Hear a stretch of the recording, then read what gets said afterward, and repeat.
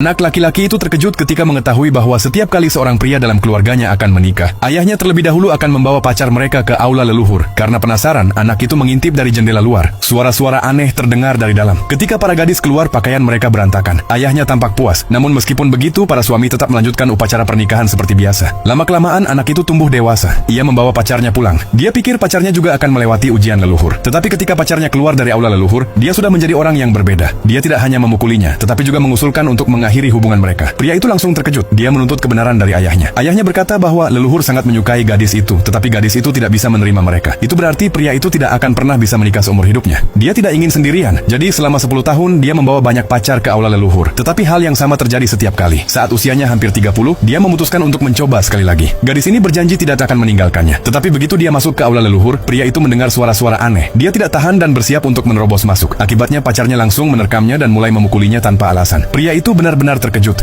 Hampir setiap gadis yang masuk akan memukulinya lalu memutuskan hubungan dengannya. Dia ingin tahu kebenarannya. Tetapi kali ini ayahnya tidak hanya memukulnya, tetapi juga mengurungnya di gudang. Untungnya temannya membawa polisi. Kasus itu pun mulai terungkap. Tetapi ayahnya mengatakan bahwa leluhur hanya mengizinkan perempuan untuk masuk ke aula leluhur. Polisi wanita itu tidak percaya pada takhayul. Jadi dia memutuskan untuk mengungkap kebenaran. Namun ketika dia keluar dari aula leluhur, sikapnya berubah. Dia menganggap pria itu sebagai musuh. Pria itu benar-benar hancur. Kemudian ayahnya mengurungnya di ruang sempit dan dia hanya bisa makan sisa makanan setiap hari. Pada malam hari kakeknya lewat dan mengetahui keadaannya, lalu berkata bahwa dia pasti akan membantu mencari keadilan. Tetapi keesokan harinya, ketika pria itu bangun, dia mendapati kakeknya sudah tidak ada. Dia mulai keluar untuk mencarinya. Dia menemukan kerumunan orang berkumpul di depan sebuah ruangan, dan kakeknya baru saja kembali dari aula leluhur. Benar saja, dia juga sudah berubah seperti orang-orang itu. Pria itu sangat menderita. Dia tidak ingin menanggung semua ini lagi. Jadi dia memberanikan diri masuk ke aula leluhur. Dan kemudian